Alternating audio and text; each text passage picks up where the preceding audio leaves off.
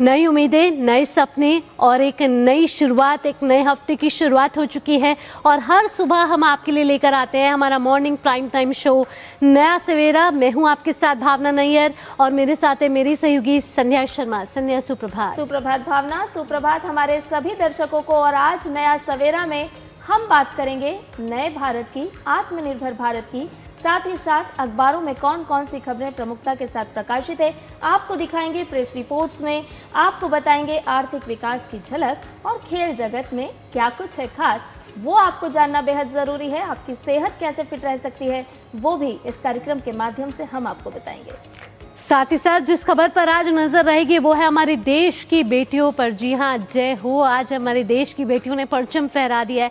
खेल से जुड़ी खबरें तो होंगी, साथ ही अंतर्राष्ट्रीय जगत की खबरों पर भी हम नजर डालने वाले हैं।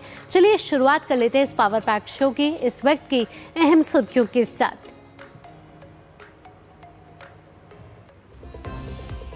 भारत की बेटियों ने रचा इतिहास। 52 साल के इतिहास में पहली बार क्रिकेट विश्व कप का जीता खिताब। राष्ट्रपति, उपराष्ट्रपति और प्रधानमंत्री ने जीत पर दी बधाई।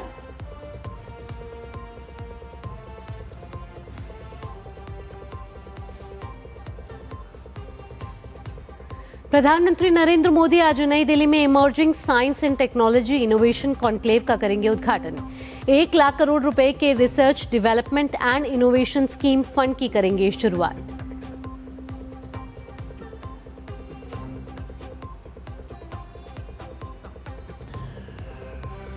प्रधानमंत्री नरेंद्र मोदी की आज सहरसा और कटिहार में जनसभा। अमित शाह की 3 जनसभाएं। प्रियंका गांधी और मल्लिकार्जुन खड़गे भी आज करेंगे जनसभाएं।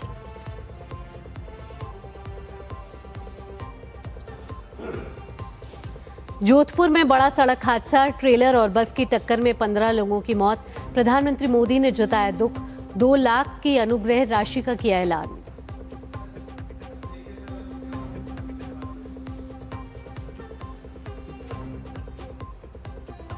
अफगानिस्तान के हिंदुकुश क्षेत्र में जोरदार भूकंप के झटके। रिक्टर स्केल पर 6.3 मापी गई तीव्रता। ईरान से पाकिस्तान तक महसूस किए गए झटके, नुकसान की आशंका।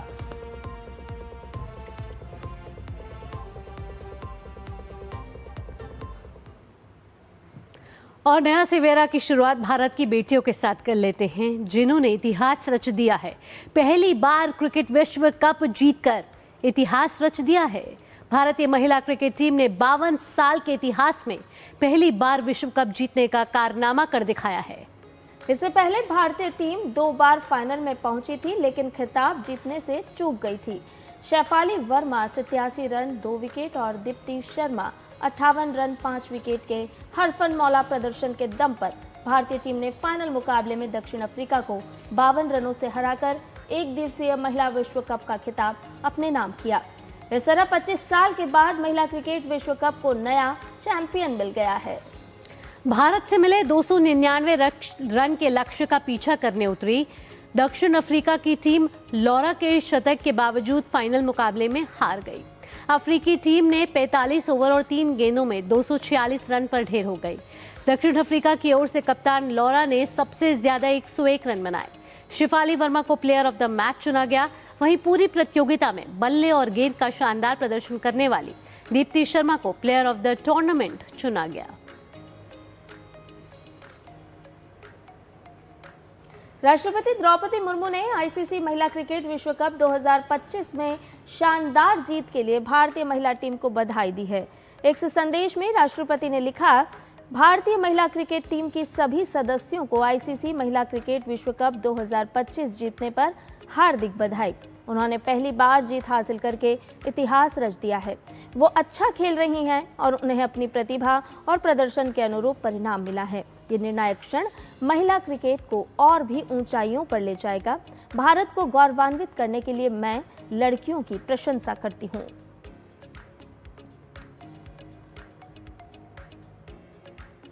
उपराष्ट्रपति सीपी राधाकृष्णन ने भी आईसीसी महिला क्रिकेट विश्व कप 2025 में शानदार जीत के लिए भारतीय महिला टीम को बधाई दी है। उपराष्ट्रपति ने सोशल मीडिया प्लेटफॉर्म एक्स पर लिखा, आईसीसी महिला विश्व कप 2025 जीतने पर टीम इंडिया को हार्दिक बधाई।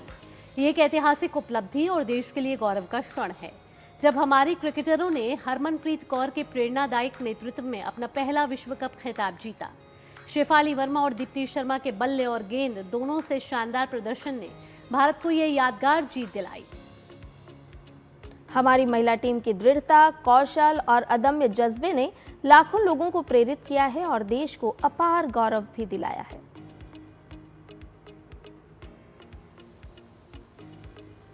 वहीं प्रधानमंत्री नरेंद्र मोदी ने आईसीसी महिला क्रिकेट विश्व कप 2025 में शानदार जीत के लिए भारतीय महिला टीम को बधाई दी है। पीएम ने सोशल मीडिया प्लेटफॉर्म एक्स पर लिखा है, आईसीसी महिला क्रिकेट विश्व कप 2025 के फाइनल में भारतीय टीम की शानदार जीत। फाइनल में उनका प्रदर्शन अद्भुत कौशल और आत्मविश्वास से भरा रहा। पूरे टूर्नामेंट में टीम ने उत्कृष्ट टीम भावना और दृढ़ता का परिचय दिया। हमारी खिलाड़ियों को बधाई। यह ऐतिहासिक जीत भविष्य की चैंपियन महिलाओं को खेलों में भाग लेने के लिए प्रेरित करेंगे।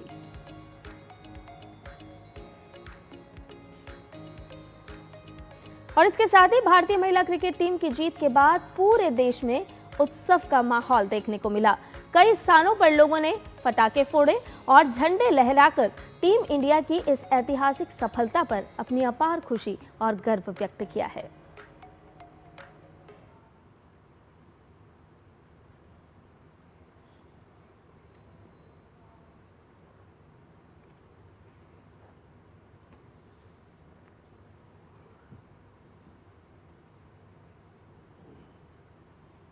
तो ये अलग अलग तस्वीरें दिखा रहे हैं आपको अलग अलग प्रदेश से। मध्य प्रदेश, उत्तर प्रदेश, हरियाणा और गुजरात देश भर में जैसे ही भारत की बेटियों ने देश का मान बढ़ाया, जश्न का माहौल देखने को मिला। हर कोई नाचता गाता भारत का तिरंगा ध्वज लहराता हुआ नजर आया। पुणे, रोहतक, छतरपुर से भी इसी तरह की तस्वीरें देखने को मिली। पश्चिम बंगाल की बात की जाए तो यहाँ पर भी खेल प्रेमी नाचते झूमते नजर आए। भारत की बेटियों ने विश्व चैंपियन बनकर भारत का मान, भारत का गर्व बढ़ाया है। छत्तीसगढ़ की बात हो, गुजरात, मध्य प्रदेश, महाराष्ट्र, हर राज्य से खुशी और उत्साह की तस्वीरें देखने को मिली हैं।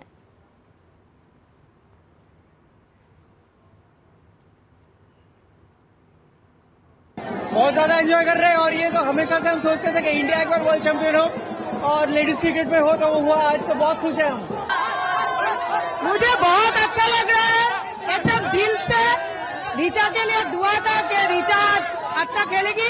हर मैच में रीचा अच्छा खेली, आज भी अच्छा खेली और रीचा मतलब फेवरेट था पहले से, अभी तो और फेवरेट हो गई। दीप्ति शर्मा का इनिंग्स लाजवाब था, वो बहुत खुशी हुआ।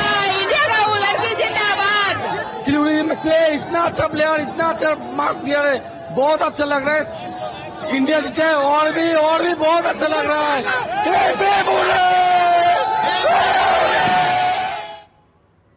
Very emotional moment for me because we are ruled in the world.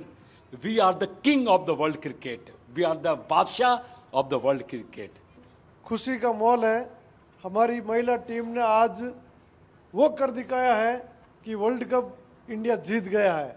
नारी शक्ति हम लोग बोलते हैं, आज वो सचमुच में अपना शक्ति दिखाई है और सारे लोगों को लगेगा कि हाँ, अब हमारे जो देश की जो नारी है वो हर चीज़ में सक्षम है। तो फाइनली इंडिया जीत गई है एंड हमने सबको दिखा दिया कि हम लोग के जो बॉयज़ है वो टफ नहीं, हम लोग की वुमेन्स भी उतनी ही टफ है। So big congratulations to all the Indians and specially the team. I feel very proud to be an Indian. लड़कियां किसी से कम नहीं है। दिल से खुश हूँ, बहुत मजा आया। आप देख ही रहे हो सेलिब्रेशन अभी तो स्टार्ट हुआ है। आज पूरी रात सेलिब्रेट करेंगे इस वुमेन्स को। दिल से चक दे इंडिया। भारत की बेटियों को सबसे पहले हम बधाई देना चाहेंगे कि उन्होंने पहली बार वर्ल्ड कप जो है वो भारत की झोली में डालने का काम किया। वो महिला वर्ल्ड कप जो है बहुत खुश। मैं पिछला वर्ल्ड कप भी फॉलो कर रहा था, बहुत हताश हुए थे। मजा आ गया, मजा। 3 लॉसेस के बाद जो कमबैक करे, अमेजिंग। बस वही हमारी जोबिया किसी कम नहीं है। भारतवासियों को सबको इंडिया के चैंपियन होने की हार्दिक शुभकामनाएं।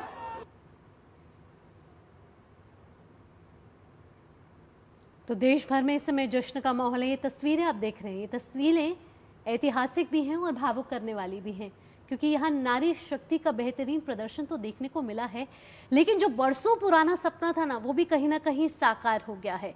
और जिन लोगों को शक था कि महिला क्रिकेट में भारत अपना परचम नहीं फहरा सकता, ऐसे में ये इतिहास रचकर इस महिला शक्ति ने ये साबित कर दिया है कि महिलाएं किसी से भी पीछे नहीं हैं। और जो वो सारे गीत थे ना, चक दे इंडिया, जय हो, वो कल सब बज रहे थे और पूरा स्टेडियम जश्न के माहौल में था। और जैसे ही भारत की इन बेटियों ने, द क्वींस ऑफ क्रिकेट ने, जैसे ही वो ट्रॉफी उठाई, पूरे देश में गर्व का माहौल था। हर देशवासी आज गौरवान्वित महसूस कर रहा है, इस गौरव के साथ कि हमारी बेटियों ने वो कर दिखाया है जो कभी सपना देखा जाता था।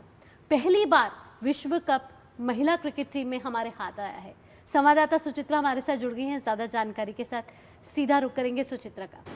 सुचित्रा, ये बात तो ठीक है कि जीत गए हैं हम, लेकिन आपने बहुत करीब से देखा है इस क्रिकेट मैच को, उस गर्व के पल को, उस इतिहास को बनते हुए।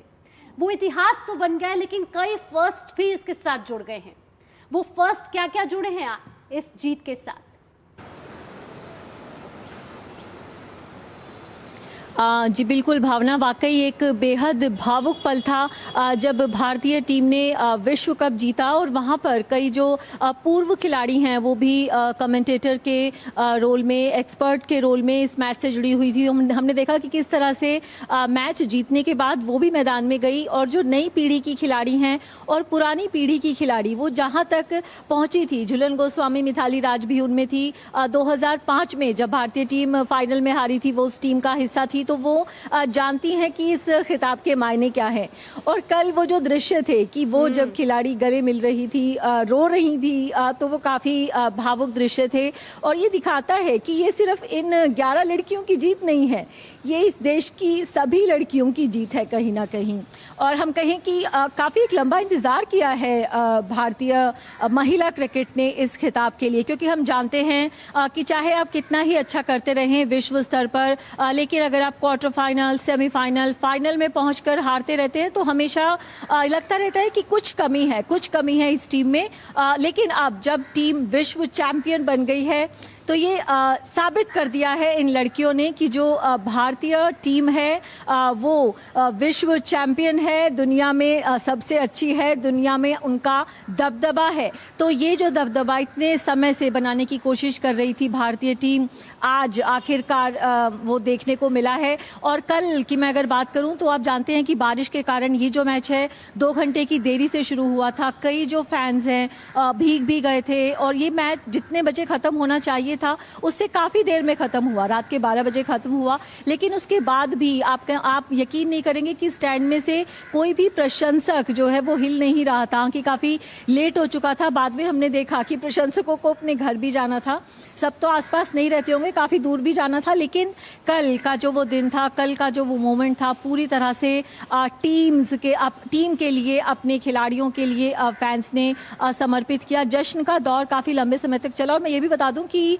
जो रेन गॉड हैं, हम कहें कि जो इंद्रदेव हैं, उन्होंने शायद सिर्फ इस मैच को देखने के लिए ही एक ब्रेक लिया था, क्योंकि 4 बजे बारिश रुकी, फिर 5 बजे मैच शुरू हुआ और मैच ख़त्म होने के बाद रात में एक बार फिर से बारिश देखने को मिली। तो मतलब जो ज़्यादातर फैंस थे वो भी यही कह रहे थे कि ये एक तरह से लगता है कि परमिशन दी थी इंद्रदेव ने कि इस मैच को पूरा कर लिया जाए, क्योंकि मुंबई में लगातार बारिश तो हो ही रही थी।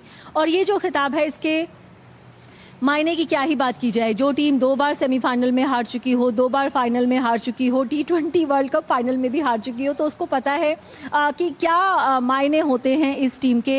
हरमनप्रीत कौर का लगातार कहा जा रहा है कि ये आखिरी विश्व कप हो सकता है। इतने साल तक भारतीय टीम को अपनी सेवाएं दी हैं उन्होंने, तो उनके लिए वाकई एक यादगार पल। कल जब मैच के बाद प्रेस कॉन्फ्रेंस में भी आई थी हरमनप्रीत, तो काफ़ी भावुक थी, बार बार यही कह रही थी कि मुझे समझ नहीं आ रहा है कि मैं एक्सप्रेस कैसे करूं अपने आप को, और मैं क्या बोल रही हूं मुझे वो भी समझ में नहीं आ रहा है। तो काफ़ी एक अच्छी ये फीलिंग थी पूरी टीम की। और जो जश्न का दौर है वो काफ़ी देर तक चला, 3 साढ़े 3 बजे तक वहाँ पर स्टेडियम के बाहर, स्टेडियम के अंदर फैंस मौजूद थे। और जो क्रिकेटर्स हैं वो भी अपने फैंस को निराश नहीं करना चाहते थे, तो वो भी लगातार उनका भी जो जश्न का दौर है रात को काफी देर तक चला है। बिल्कुल सुचित्रा, देश भर से जिस तरह से जश्न की तस्वीरें आई हैं वो भी हमने अपने दर्शकों को दिखाई है। भावुक पलों का आपने जिक्र किया, निश्चित तौर पर ऐसी भावुकता अच्छी लगती है। ये जो आंसू हैं ये भी अच्छे लगते हैं क्योंकि ये विश्व विजेता के आंसू हैं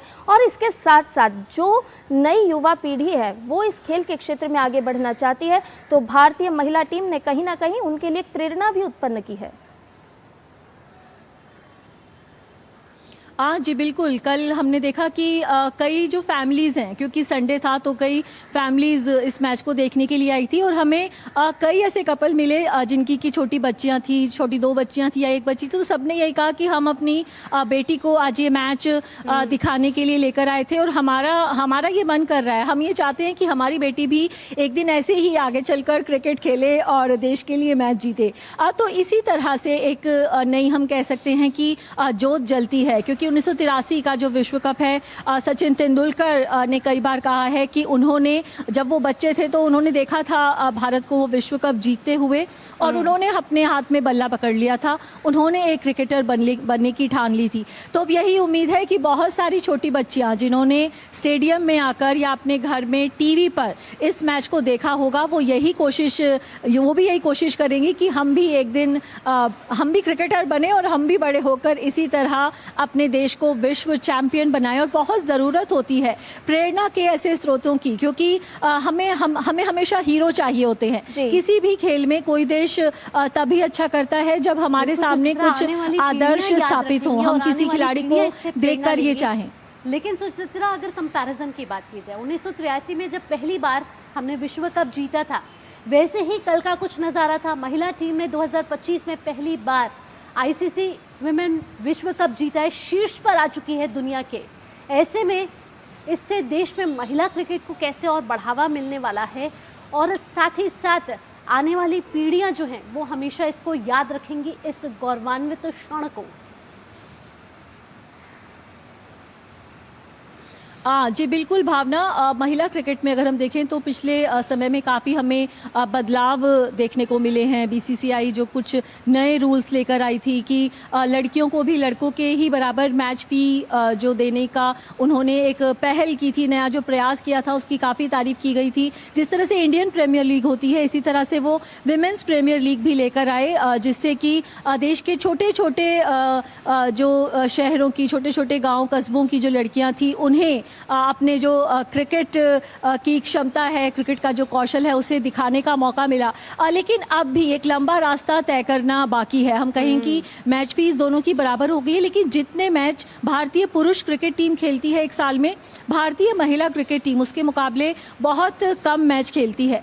तो अब क्योंकि टीम विश्व चैंपियन बन गई है, क्योंकि इस टीम ने दिखा दिया है कि हमारे अंदर भी वो क्षमता है, तो अब मुझे लगता है कि जो मौके हैं वो और ज़्यादा बढ़ेंगे। और 1983 के विश्व कप के बाद सबसे बड़ी जो चीज़ बदली थी भारतीय क्रिकेट में, पुरुषों के क्रिकेट में, वो है कि पैसा आया था, इन्वेस्टर्स आए थे। क्योंकि इन्वेस्टमेंट की बहुत ज़्यादा ज़रूरत होती है, लेकिन जब भी कोई इन्वेस्टमेंट करता है सबको एक रिटर्न ऑन इन्वेस्टमेंट चाहिए होता है। सबको लगता है कि हम अगर इस टीम पर, अगर हम स्पॉन्सर्स की बात करें तो स्पॉन्सर्स तभी आपकी टीम के पीछे आकर खड़े होंगे जब उन्हें ये लगेगा कि इस टीम में वो क्षमता है कि ये टीम उस टारगेट ऑडियंस तक पहुँच सकती है जिससे कि हमें अपनी इन्वेस्टमेंट पर रिटर्न मिले।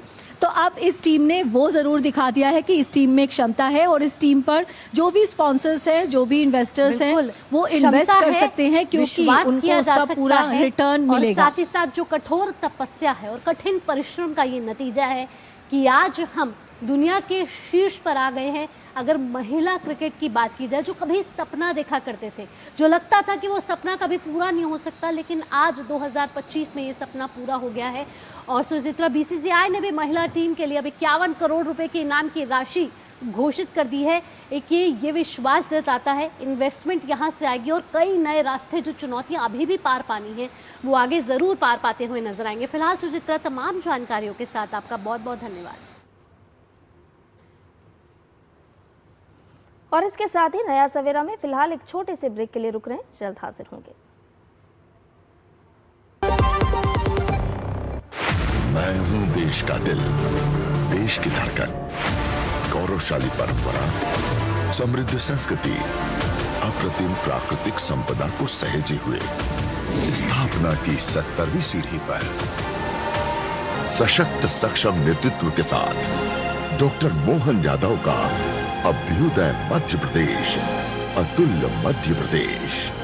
जन कल्याण के प्रगति पथ पर विकास के नित नए सोपान गढ़ते अलौकिकता से जगमग मध्य प्रदेश के स्थापना दिवस पर दिखेगी 1 से 3 नवंबर तक प्रदेश की समृद्ध संस्कृति की झलक, जिसमें ड्रोन शो, विश्ववंद, जुबिन नौटियाल, हंसराज रघुवंशी और स्नेहा शंकर की सांगीतिक प्रस्तुतियां एवं सम्राट विक्रमादित्य महानाट्य मंचन के साथ आकर्षक प्रदर्शनियों के आयोजन शामिल हैं। आइए हमारे अपने मध्य प्रदेश के 70वें स्थापना दिवस को धूमधाम से मनाएं। मेरा मध्य प्रदेश है।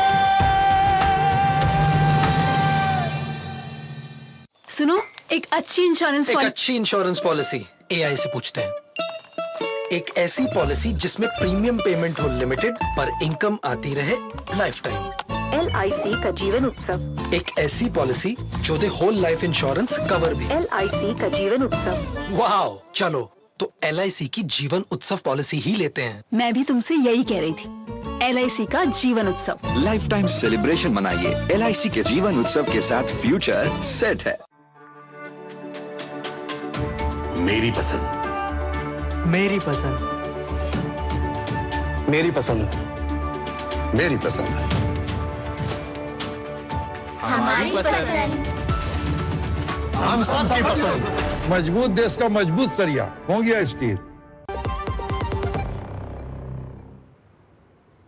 ब्रेक के बाद नया सवेरा में आपका एक बार फिर से स्वागत है। आपको बता दें कि प्रधानमंत्री नरेंद्र मोदी आज सुबह नई दिल्ली के भारत मंडपम में उभरते विज्ञान एवं प्रौद्योगिकी नवाचार सम्मेलन 2025 का उद्घाटन करेंगे। इस अवसर पर प्रधानमंत्री उपस्थित जनसमूह को संबोधित भी करेंगे। प्रधानमंत्री देश में अनुसंधान एवं विकास इकोसिस्टम को प्रोत्साहन देने के लिए 1 लाख करोड़ रुपए के अनुसंधान विकास एवं नवाचार योजना कोष का शुभारंभ भी करने वाले हैं। इस योजना का उद्देश्य देश में निजी क्षेत्र द्वारा संचालित अनुसंधान एवं विकास इकोसिस्टम को बढ़ावा देना है। उभरते विज्ञान एवं प्रौद्योगिकी नवाचार सम्मेलन 2025 का आयोजन 5 नवंबर तक किया जाएगा। इस सम्मेलन में शिक्षा जगत, अनुसंधान संस्थानों, उद्योग जगत और सरकार के 3000 से ज्यादा प्रतिभागियों के साथ साथ नोबेल पुरस्कार विजेता, प्रख्यात वैज्ञानिक, नवप्रवर्तक और नीति निर्माता भी शामिल होंगे। विचार विमर्श 11 प्रमुख विषयगत क्षेत्रों पर केंद्रित होगा, जिनमें उन्नत सामग्री और विनिर्माण, कृत्रिम बुद्धिमत्ता, जैव विनिर्माण, समुद्री अर्थव्यवस्था, डिजिटल संचार, इलेक्ट्रॉनिक्स और सेमीकंडक्टर विनिर्माण, उभरती कृषि प्रौद्योगिकियां, ऊर्जा, पर्यावरण और जलवायु, स्वास्थ्य और चिकित्सा प्रौद्योगिकियां, क्वांटम विज्ञान और प्रौद्योगिकी, साथ ही अंतरिक्ष प्रौद्योगिकियां शामिल हैं। उभरते विज्ञान एवं प्रौद्योगिकी नवाचार सम्मेलन 2025 में प्रमुख वैज्ञानिकों के व्याख्यान, पैनल चर्चाएं, प्रस्तुतियां और प्रौद्योगिकी प्रदर्शन शामिल होंगे, जो भारत के विज्ञान और प्रौद्योगिकी इकोसिस्टम को मजबूत करने के लिए शोधकर्ताओं, उद्योग जगत और युवा नवप्रवर्तकों के बीच सहयोग के लिए एक मंच प्रदान करेंगे। अगली खबर का रुख करेंगे। बिहार विधानसभा चुनाव की बात कर लेते हैं और अब पहले चरण के लिए अंतिम जो प्रचार है वो इस समय जोर पकड़ चुका है। जीत सुनिश्चित करने के लिए सभी दलों ने अपनी पूरी ताकत झोंक दी है। अब प्रचार का माहौल चरम पर पहुंच चुका है। पहले चरण के प्रचार की अगर बात की जाए तो अब सिर्फ 2 दिन शेष हैं। एनडीए की तरफ से प्रधानमंत्री नरेंद्र मोदी लगातार जनसभाएं कर रहे हैं। प्रधानमंत्री नरेंद्र मोदी आज सहरसा और कटिहार में जनसभा को संबोधित करेंगे। पीएम मोदी सहरसा के पटेल मैदान में आयोजित जनसभा को संबोधित करेंगे। वहीं कटिहार के दियारा गांव स्थित हथिया के लेलहा चौक में निर्धारित सभा स्थल पर रैली भी करेंगे और भाजपा प्रत्याशी और पूर्व उप मुख्यमंत्री तारकिशोर प्रसाद के पक्ष में वोट मांगेंगे। इससे पहले अगर कल की बात की जाए तो प्रधानमंत्री नरेंद्र मोदी ने पटना में मेगा रोड शो किया था, साथ ही आरा और नवादा में जनसभाओं को संबोधित भी किया था। पीएम ने कांग्रेस राजद पर इस दौरान जमकर प्रहार किया।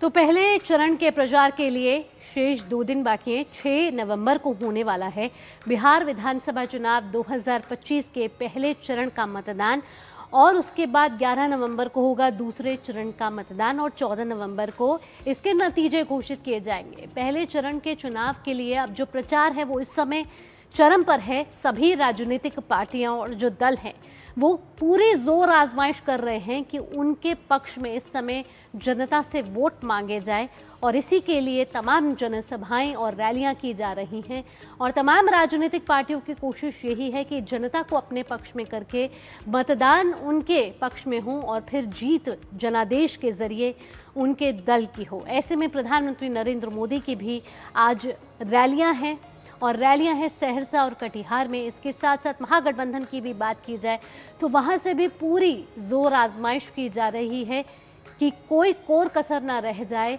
और रैलियों के जरिए जनता को अपने पक्ष में किया जाए। इसके साथ साथ तमाम बयानबाजी का दौर भी जारी है। बयानों के बाढ़ इस समय एक दूसरे के तरफ जारी हैं और साथ ही साथ कल भी प्रधानमंत्री नरेंद्र मोदी बिहार में थे और पटना में एक मेगा रोड शो की तस्वीरें वहीं की हैं जहां जनता का स्नेह और आशीर्वाद उन्हें भरपूर मिला और प्रधानमंत्री नरेंद्र मोदी हर जनसभा में एक हुंकार भरते हुए नजर आ रहे हैं।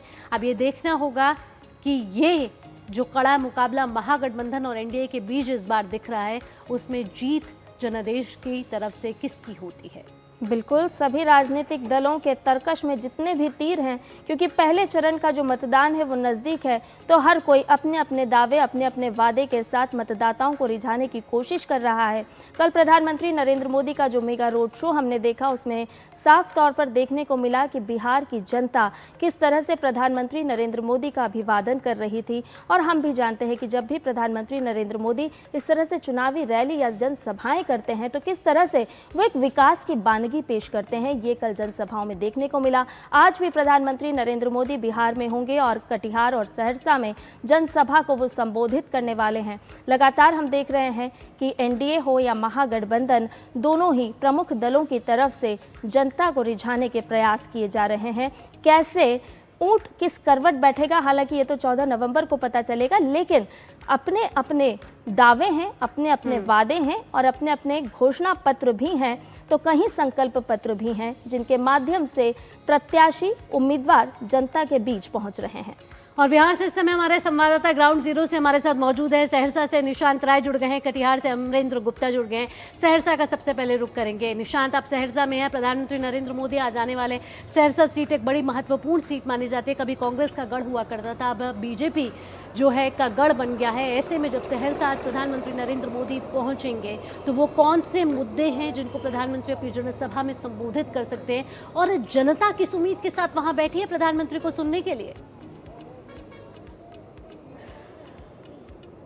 देखिए, बिल्कुल अगर सहरसा के मुद्दों की बात की जाए तो सहरसा कोसी बेल्ट का केंद्र मानी जाती है और यहाँ पर चाहे बाढ़ नियंत्रण की बात की जाए, सड़क की बात की जाए, पुल निर्माण की बात की जाए या विकास की बात की जाए, प्रमुख मुद्दे रहेंगे और इसको लेकर प्रधानमंत्री नरेंद्र मोदी मंच से तमाम बातें कह सकते हैं जो एनडीए के शासनकाल में विकास हुआ है। और कहा जा सकता है कि नीतीश कुमार और प्रधानमंत्री नरेंद्र मोदी दोनों की छवि विकास की छवि है, जिसका फायदा सहरसा में प्रधानमंत्री की रैली के बाद से यहां पर एनडीए उम्मीदवारों को मिल सकता है। सबसे बड़ी बात है कि प्रधानमंत्री नरेंद्र मोदी की यहां पर ये मेगा रैली जो है एक लंबे समय के बाद की जा रही है और ये कहा जा सकता है कि इसका असर आने वाले समय पर जो है वो दिखाई देगा। प्रधानमंत्री नरेंद्र मोदी जब यहां पहुंचेंगे तो उन तमाम मुद्दों को छूने की कोशिश करेंगे। विकास बनाम भ्रष्टाचार की नीति, विकास बनाम परिवारवाद की जो राजनीति है, इन तमाम चीजों को लेकर वो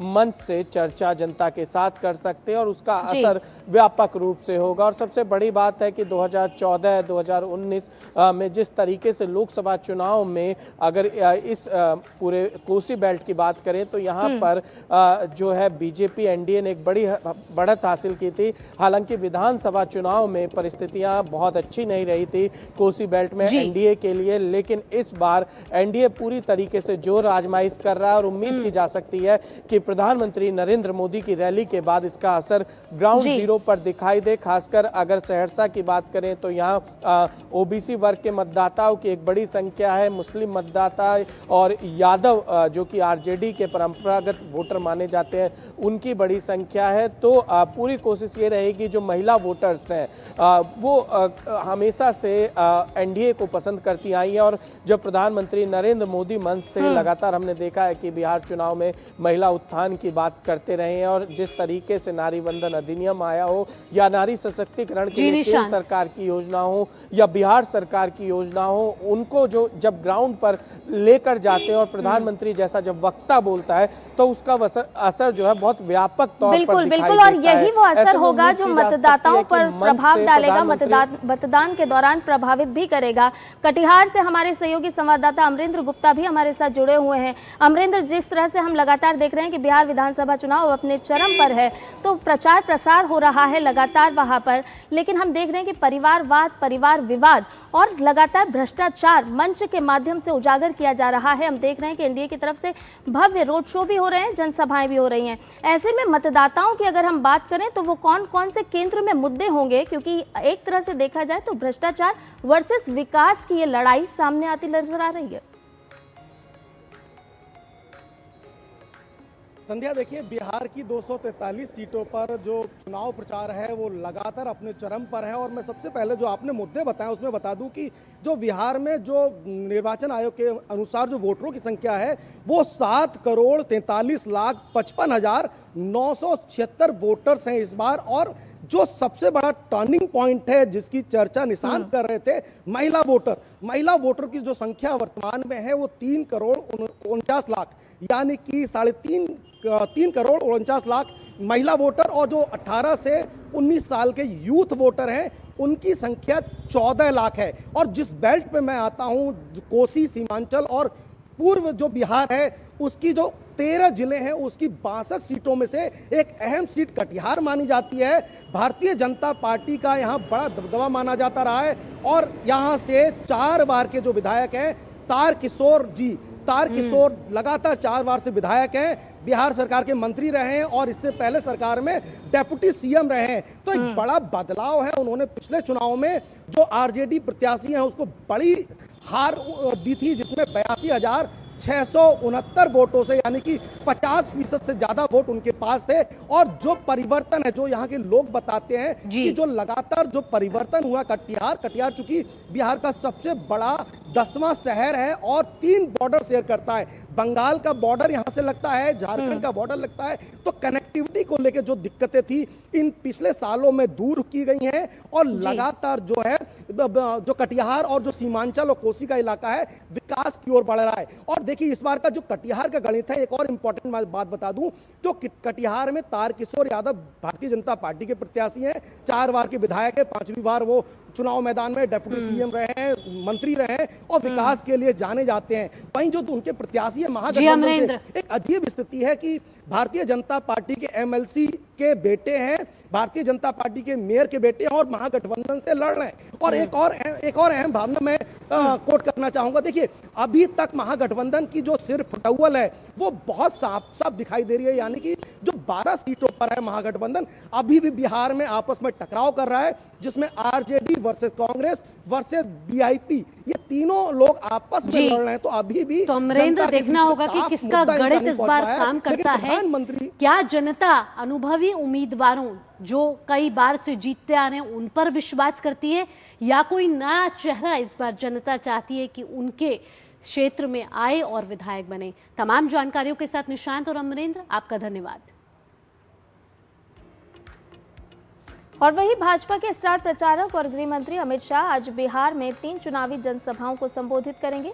अमित शाह आज शिवहर, सीतामढ़ी और मधुबनी में चुनावी रैलियां करेंगे। अमित शाह की पहली रैली चंदौली के जगन्नाथ सिंह महाविद्यालय मैदान में होगी, वहीं दूसरी रैली सीतामढ़ी जिले के रीगा के फुटबॉल मैदान में होगी, जबकि तीसरी जनसभा मधुबनी जिले के खुटौना के सार्वजनिक दुर्गा पूजा मैदान में आयोजित होगी। वो एनडीए प्रत्याशियों के समर्थन में वोट मांगेंगे। अमित शाह लगातार चुनावी जनसभा कर रहे हैं और राजद और कांग्रेस पर लगातार हमला बोल रहे हैं।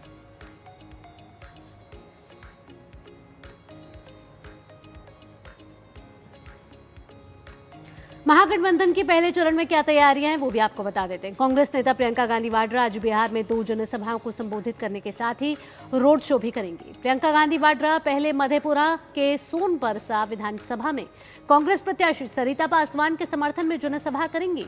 इसके बाद वे समस्तीपुर जाएंगी। समस्तीपुर जिले की रोसड़ा विधानसभा क्षेत्र में कांग्रेस प्रत्याशी बृज किशोर रवि के समर्थन में भी वे रोड शो करने वाली हैं। कांग्रेस नेता का लखीसराय में पार्टी प्रत्याशी अमरेश कुमार के समर्थन में जनसभा को संबोधित करने का भी कार्यक्रम है।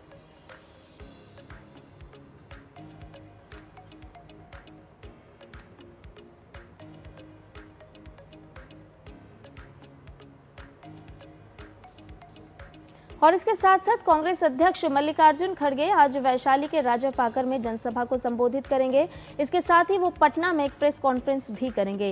राजापाकर में वो कांग्रेस प्रत्याशी प्रतिमा कुमारी दास के समर्थन में जनता से मतदान करने का आग्रह करेंगे।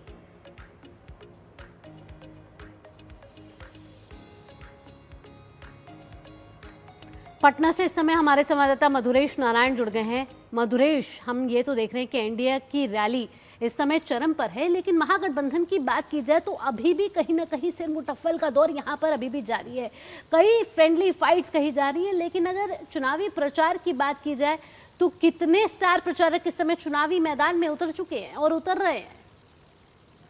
देखिए, अगर बात की जाए एनडीए की तो सबसे पहले जो एनडीए के सबसे बड़े स्टार प्रचारक हैं प्रधानमंत्री नरेंद्र मोदी, उन्होंने कल 2 जनसभाओं को संबोधित किया। इसके बाद पटना में एक भव्य रोड शो किया जिसमें काफी भीड़ देखने को मिली। इसके अलावा प्रधानमंत्री फिर गुरुद्वारा गए, पटना साहिब गुरुद्वारा गए जो 10वें गुरु गोविंद सिंह जी की जन्मस्थली है, और आज भी वो 2 जनसभा को संबोधित करेंगे, एक सहरसा में, दूसरा कटिहार में। इसके अलावा बीजेपी के जो और अध्यक्ष हैं जेपी नड्डा, इसके अलावा जी मधुरेश, बीजेपी का तो के स्टार प्रचारकों का तो रैलियों का दौर जारी है, लेकिन महागठबंधन की अगर बात करें तो यहाँ अभी किस तरीके से चुनाव प्रचार चरम पर है, क्योंकि शेष सिर्फ 2 दिन बाकी है।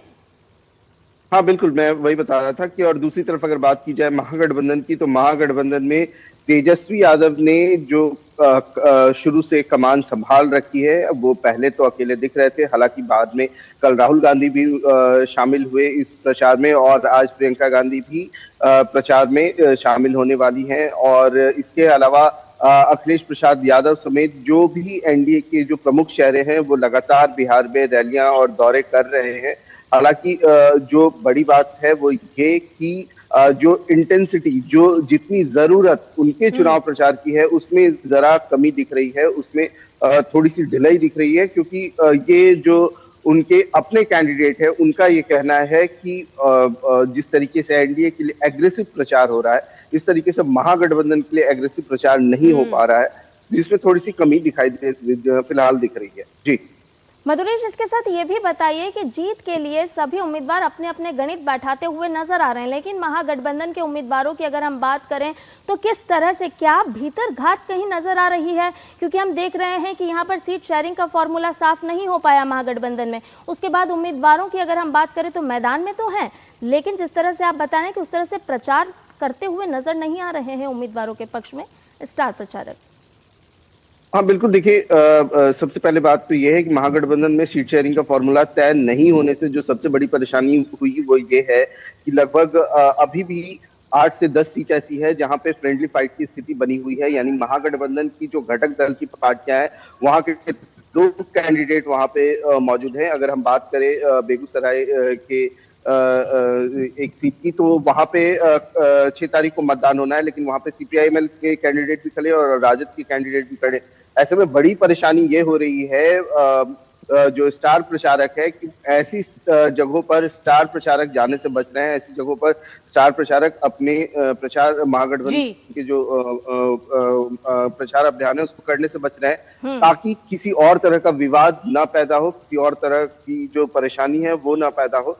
तो निश्चित रूप से जो वहां के कैंडिडेट हैं उनमें नाराजगी देखने को मिल रही है। उसके अलावा अगर बात की जाए सीमांचल जो तेजस्वी यादव का एक तरह से कहे कि गढ़ रहा है, एक तरह से उनका खास फोकस रहा है सीमांचल को लेकर के, क्योंकि तेजस्वी यादव की पार्टी राजद का जो के जो कोर वोटर हैं वो एमवाई माने जाते हैं, यानी मुस्लिम और यादव माने जाते हैं। तो बिल्कुल मधुरेश, अब यही जनता कारण है को कि तय उनका करना फोकस है कि ज्यादा रहा किसके है। पक्ष में उसको वोट देना है और 6 नवंबर का वो समय है जब कई प्रत्याशियों की किस्मत ईवीएम में कैद हो जाएगी। देखना होगा अब जो ये 2 दिन का समय बाकी है उसमें जनता को कितना अपने वादों के जरिए लुभा सकते हैं दोनों पक्ष। मधुरेश, तमाम जानकारियों के साथ आपका बहुत बहुत धन्यवाद। और इसके साथ ही राजस्थान के जोधपुर का रुख करते हैं, जहां कल एक भीषण सड़क हादसे में 15 लोगों की मौत हो गई और 2 लोग घायल हो गए। ये दर्दनाक हादसा फलौदी के मतोड़ा क्षेत्र में भारतमाला एक्सप्रेसवे पर हुआ, जब एक तेज रफ्तार टेम्पो ट्रैवलर सड़क किनारे खड़े ट्रक से जा टकराई। टक्कर इतनी जोरदार थी कि वाहन बुरी तरह क्षतिग्रस्त हो गया। वहीं मृतकों में 10 महिलाएं, 1 बच्ची, 3 बच्चे और एक बस ड्राइवर शामिल है। हादसे पर राष्ट्रपति द्रौपदी मुर्मू, प्रधानमंत्री नरेंद्र मोदी और मुख्यमंत्री भजनलाल शर्मा ने गहरा शोक व्यक्त किया है। प्रधानमंत्री ने मृतकों के परिजनों को 2-2 लाख रुपए और घायलों को 50,000 की आर्थिक सहायता देने की घोषणा की है। इसके साथ ही पुलिस प्रशासन ने मृतकों के परिजनों को सूचित कर आगे की कानूनी प्रक्रिया शुरू कर दी है।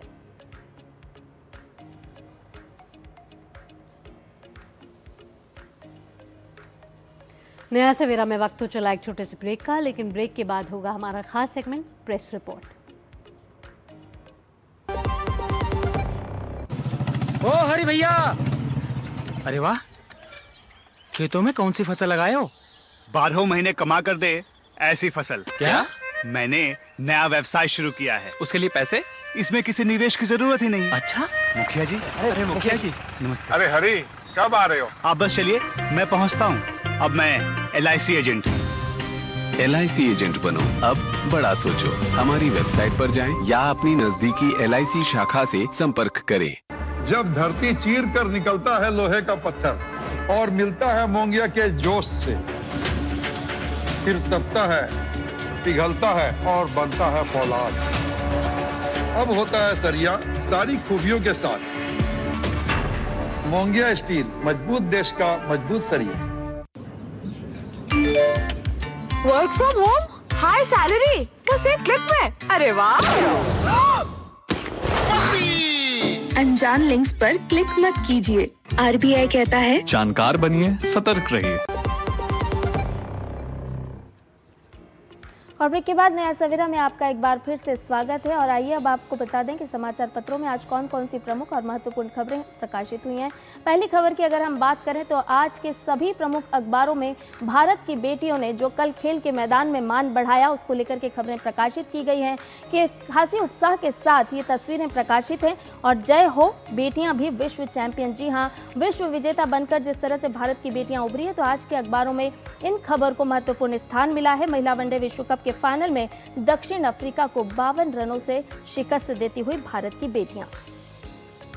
और अगली खबर जो है वो नवभारत टाइम में प्रकाशित हुई है और दुश्मन की हर हरकत पर जो नज़र रहने वाली है वो वाला सैटेलाइट प्रक्षेपित हो गया है। इसरो ने कल अपना भारी भरकम प्रक्षेपण यान LVM-3 M5, जिसको बाहुबली भी कहा जा रहा है और सबसे भारी कम्युनिकेशन सैटेलाइट इसको कहा जा रहा है, वो अंतरिक्ष में भेजा है। अब आपको बताते हैं कि CMS-03 करने क्या वाला है। ये कम्युनिकेशन सैटेलाइट है और ये भारत में मोबाइल नेटवर्क, टीवी, इंटरनेट और समुद्री संचार को और मजबूत करने वाला है और पूरे भारत और आसपास के महासागरीय क्षेत्रों को ये कवर करेगा और इसको बाहुबली भी कहा जा रहा है। 3 स्टेजेस में ये काम करेगा और इसका लॉन्च बेहद ही खास रहा है। अगली खबर रेलवे क्षेत्र से जुड़ी हुई है। आपको बता दें कि रेलवे बोर्ड ने बड़े प्रोजेक्ट DPR में खामियां पकड़ी है और इसके बाद सख्त जांच के आदेश भी दे दिए हैं। रेल मंत्रालय ने अब 50 करोड़ रुपए से अधिक लागत वाले सभी प्रमुख परियोजनाओं की डिटेल्ड प्रोजेक्ट रिपोर्ट्स की जांच प्रक्रिया को अब और कड़ा कर दिया है। आपको बता दें कि रेलवे बोर्ड ने सभी जोनल रेलों को निर्देश दिया है कि परियोजनाओं की रिपोर्ट तैयार करते समय प्रोजेक्ट इवैल्यूएशन और कमेटी की सिफारिशों और टिप्पणियों को अनिवार्य रूप से इसमें शामिल किया जाए। और अगली खबर बड़ी ही अच्छी है। अगर आप सैर करने में आनंद मिलता है, आपको घूमने में आनंद मिलता है, तो पर्यटन मंत्रालय की तरफ से एक बड़े ही रोचक आंकड़े आए हैं और आंकड़े ये हैं कि बेहद कम समय में भारतीय पर्यटक घूमने फिरने की योजना बना लेते हैं। यानी कि कम उम्र में दुनिया की सैर करने वालों में भारतीय सबसे ज़्यादा आगे हैं और ये हमारे पर्यटन मंत्रालय के आंकड़े हैं। यानी अगर आप 0 या नवजात शिशु से लेकर 14 वर्ष की आयु में हैं तो आप अपने पेरेंट्स के साथ, अपने अभिभावकों के साथ सबसे ज़्यादा घूमने जाते हैं और अधिकतर विदेशी पर्यटक रिटायर होने के बाद घूमने निकलते हैं, पर भारत में ऐसा नहीं है। हमारे यहाँ विदेश जाना एक स्टेटस सिंबल बन गया है और इसलिए ज़्यादातर भारतीय जवानी में ही विदेश घूमने और यात्राओं के लिए निकल जाते हैं। अगली खबर है एक्यूआई से जुड़ी हुई। जी हां, 13 इलाकों में एक्यूआई 400 के पार। ये जनसत्ता अखबार ने खबर ली है और बताया है कि फिर से जहरीली हो गई है शहर की हवा। दिल्ली एनसीआर में रविवार को वायु गुणवत्ता सूचकांक बेहद खराब श्रेणी में दर्ज किया गया। वहीं विशेषज्ञों की अगर बात करें तो उन्होंने बताया है कि धीमी हवा की गति से प्रदूषकों का फैलाव कम हो रहा है, हो सकता है। इसके साथ साथ अलग अलग क्षेत्रों में किस तरह से प्रदूषण कल अपना असर दिखाता हुआ नजर आया, उसके आंकड़े भी इस खबर के साथ प्रकाशित किए गए हैं कि कहां-कहां की हवा जो है वो सर्वाधिक प्रदूषित पाई गई है। तो ये कुछ समाचार पत्रों की अहम खबरें हैं जिन्हें अलग अलग पन्नों के अलग अलग अखबारों में आज प्रकाशित किया गया है।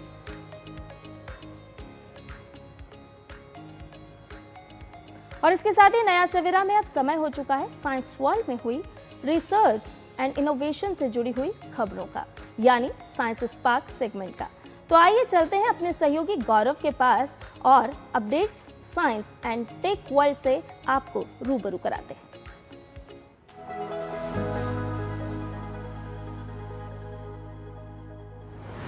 वैज्ञानिकों की दिन रात की मेहनत और साइंस और टेक्नोलॉजी के दम पर हुए कमाल के आविष्कारों ने यह साबित कर दिया है कि ज्ञान की कोई सीमा नहीं है।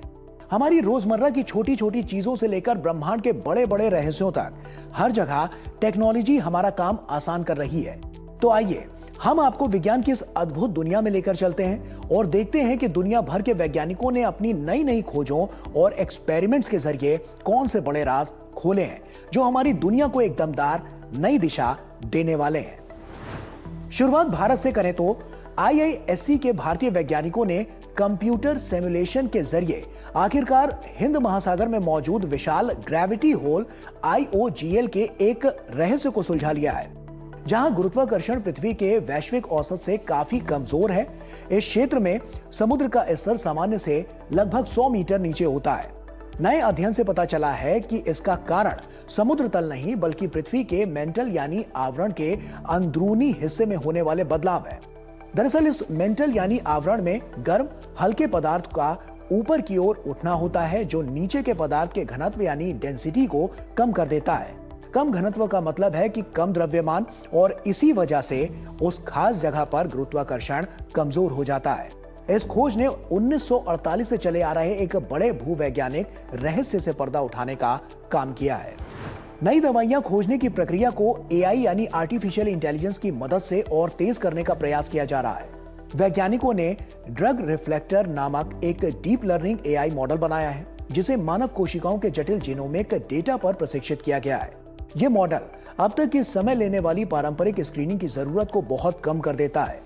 ड्रग रिफ्लेक्टर की तकनीक स्मार्ट स्क्रीनिंग करती है, साथ ही यह अनुमान लगा सकती है कि कौन से रासायनिक यौगिक कोशिका के जीन नेटवर्क को कैसे प्रभावित करेंगे। इस तरीके से यह नई दवाओं की खोज में एक सीधा रास्ता प्रदान करता है जिससे खासकर ब्लड यानी कि खून से संबंधित रोगों और उनकी स्थितियों के इलाज में मदद मिल सकती है। कॉर्नेल विश्वविद्यालय और जॉन्स हॉपकिंस यूनिवर्सिटी के वैज्ञानिकों ने बादलों में रहने वाले सूक्ष्म जीवों के रंगों को पहली बार मापा गया है और वैज्ञानिकों का मानना है कि यह खोज हमें अन्य ग्रहों पर जीवन खोजने में मदद कर सकती है। ये रोगाणु पृथ्वी के समताप मंडल में अत्यधिक ऊंचाई पर रहते हैं और खुद को पैराबैंगनी प्रकाश से बचाने के लिए विशेष रंग कण पैदा करते हैं। चूंकि इन रोगाणुओं के रंग UV सुरक्षा से जुड़े हैं, इसीलिए वैज्ञानिक मान रहे हैं कि अगर हमें ब्रह्मांड में कहीं और जीवन मिला तो वहां के सूक्ष्मजीव भी ऐसे ही रंग कणों का उत्पादन कर सकते हैं। इस तरह इन रंग कणों की उपस्थिति अन्य ग्रहों पर जीवन की मौजूदगी का संकेत हो सकती है जिससे हमारी अंतरिक्ष में जीवन की खोज को एक नई दिशा मिल सकती है।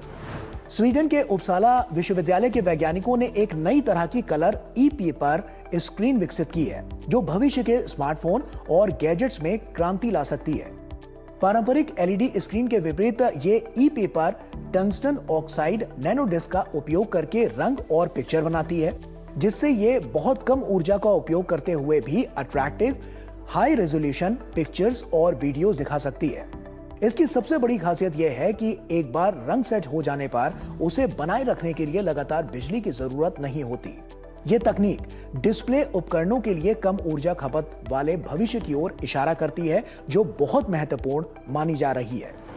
वैज्ञानिकों को एक महत्वपूर्ण सफलता मिली है, जहां उन्हें इस बात का पहला सीधा प्रमाण मिला है कि लगभग 4.5 अरब साल पहले मौजूद आदिम पृथ्वी यानी प्रोटो अर्थ, जो लावा से ढकी हुई थी, के कुछ छोटे टुकड़े आज भी हमारे ग्रह की पुरानी चट्टानों में सुरक्षित हैं।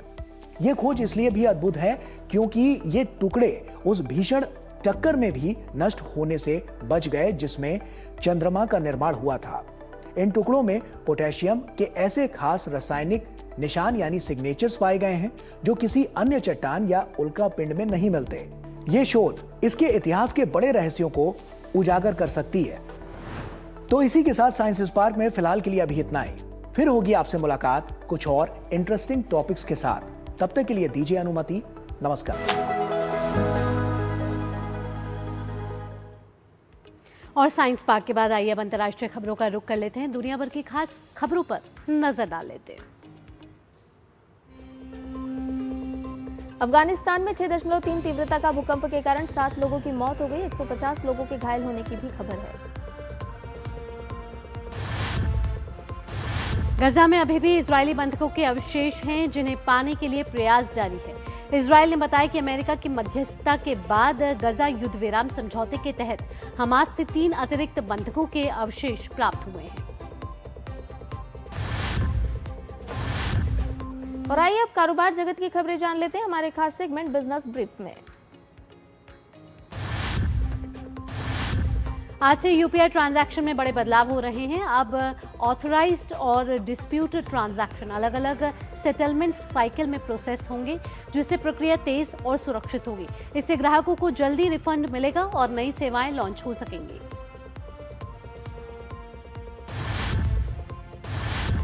भारत दुनिया का दूसरा सबसे बड़ा शहद निर्यातक बना। वित्त वर्ष 2023-24 में देश की ओर से $177.55 मिलियन मूल्य के 1.07 लाख मीट्रिक टन शहद का निर्यात किया गया है।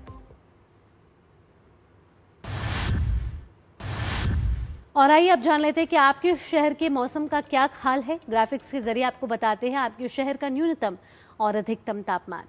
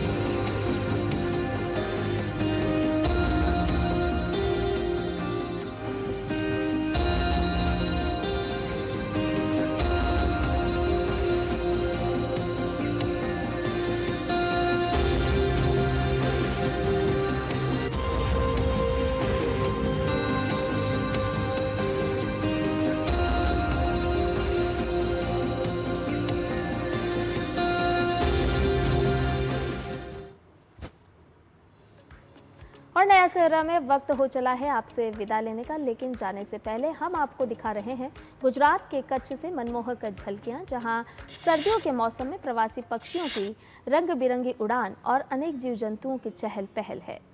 जी हाँ, सुबह का वक्त है और इस चहल पहल और चहचहाहट से सवेरे की शुरुआत होती है। सूने रेगिस्तान को जीवन और सौंदर्य से ये भर देती है चहचहाहट।